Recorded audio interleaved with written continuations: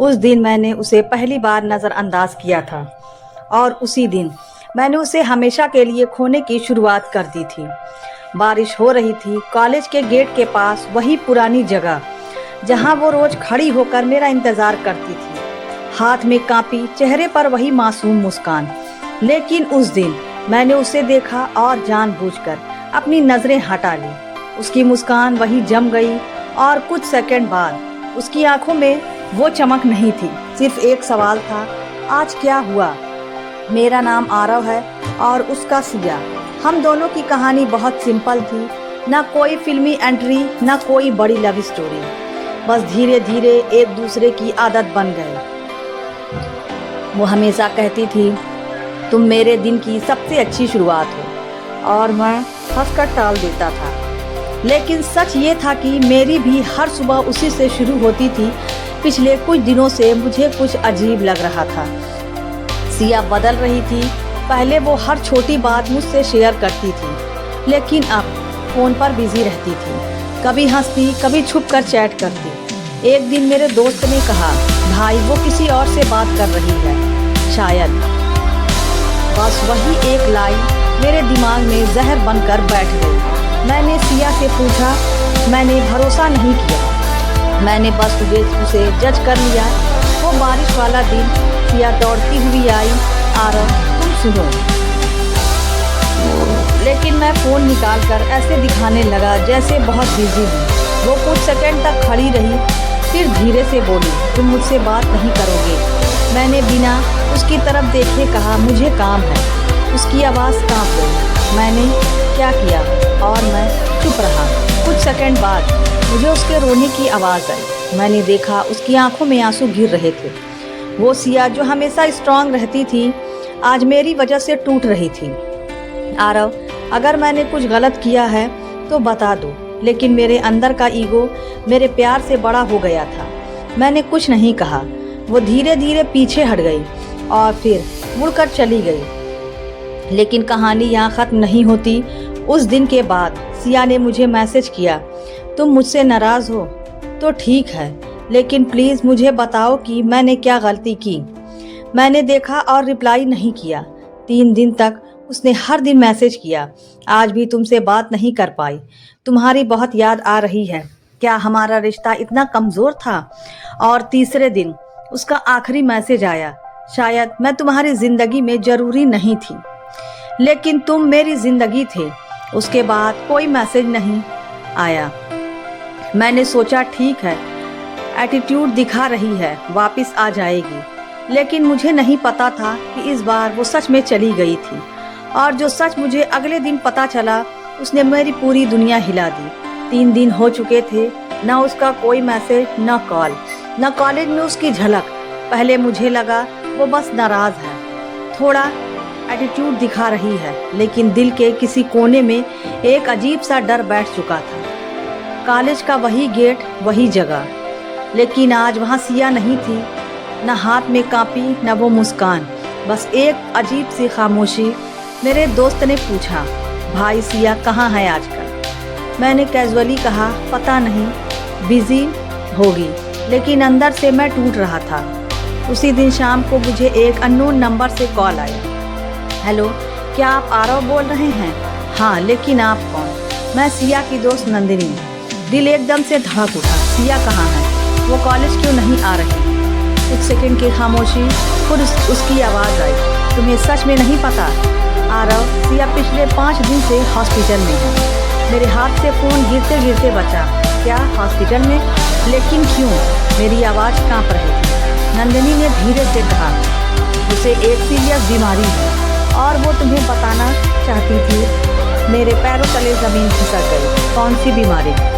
उसे दिल की बीमारी है आरव, और डॉक्टर ने कहा है कि उसके पास बहुत कम समय है। उस एक पल में मेरी दुनिया ख़त्म हो गई। बस कुछ याद आने लगा, वो अचानक बिजी होना, फ़ोन छुपा कर बात करना, कभी अकेले रोना, सब कुछ अब समझ आ रहा था। वो किसी और से बात नहीं कर रही थी, वो डॉक्टर से बात कर रही थी। वो मुझसे दूर नहीं जा रही थी, वो मुझे दर्द से बचा रही थी। नंदिनी ने कहा, वो इस दिन तुमसे मिलने आई थी, वो तुम्हें सब बताना चाहती थी। मेरे हाथ कांपने लगे, लेकिन तुमने उसे नज़रअंदाज कर दिया। मेरी आंखों से आंसू गिरने लगे। मैंने बिना कुछ सोचे सीधा हॉस्पिटल भागा। हर कदम पर बस एक ही बात दिमाग में थी, काश मैंने उस दिन उसकी बात सुन ली होती। मैं आईसीयू के बाहर खड़ा था। अंदर वो लेटी हुई थी, कमज़ोर, थकी हुई, लेकिन फिर भी उसके चेहरे पर वही मासूमियत थी। मैंने शीशे के ऊपर उस पार उसे देखा और खुद को रोक नहीं पाया। सिया, मैं यहाँ हूँ, लेकिन वो मुझे सुन नहीं सकती थी। नंदिनी मेरे पास आई। वो होश में आती जाती रहती है, लेकिन हर बार सिर्फ तुम्हारा नाम लेती है। मेरी सांसें रुक गई।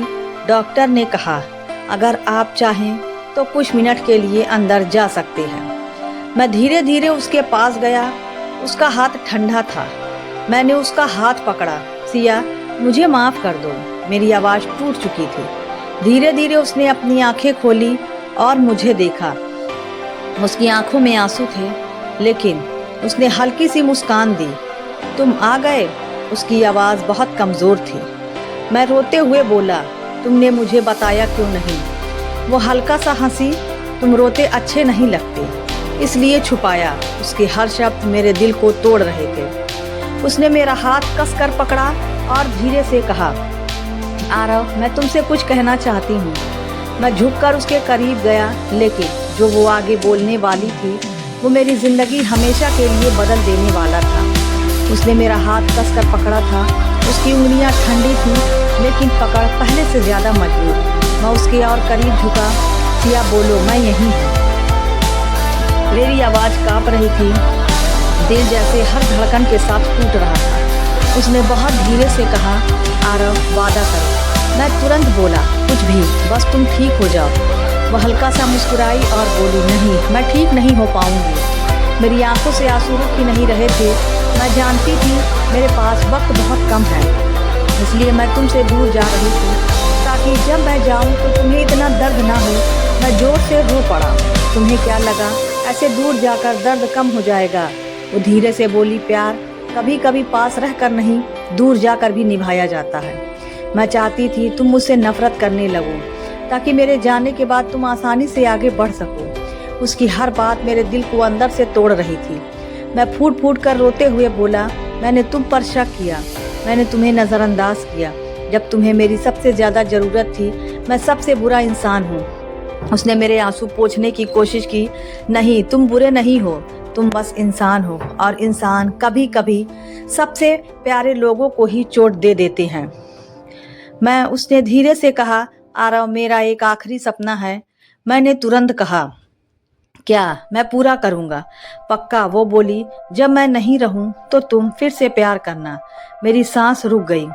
नहीं, मैं नहीं कर सकता, मैं सिर्फ तुमसे प्यार करता हूँ। उसने मजबूरी से मुस्कुराते हुए कहा, यही तो मैं नहीं चाहती कि मेरी याद तुम्हें जीने ना दे। मुझे भूलना मत, लेकिन मेरे लिए खुद को मत खो देना। मशीन की बीप धीरे धीरे कम हो रही थी।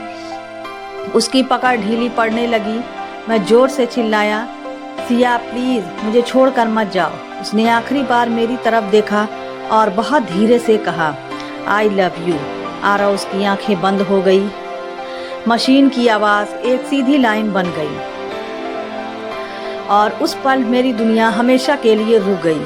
आज कई साल बीत चुके हैं। मैं उसी जगह खड़ा हूँ, कॉलेज के उस गेट के पास।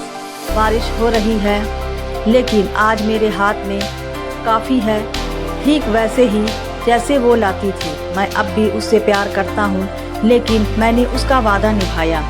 मैंने ज़िंदगी को एक और मौका दिया। कभी कभी हम जिनसे सबसे ज़्यादा प्यार करते हैं, उन्हें सबसे ज़्यादा दर्द दे देते हैं, और जब तक हमें सच समझ आता है, बहुत देर हो चुकी होती है। इसलिए अगर आपकी ज़िंदगी में कोई है जो आपको सच्चे दिल से प्यार करता है, तो उसे कभी नज़रअंदाज मत करना, क्योंकि हर कल हमेशा नहीं आता। तो दोस्तों, यह थी हमारी आज की कहानी। अगर आपको पसंद आए तो लाइक कर दें और हमारे चैनल को भी सब्सक्राइब कर दें। मिलते हैं अगले वीडियो में, तब तक के लिए धन्यवाद।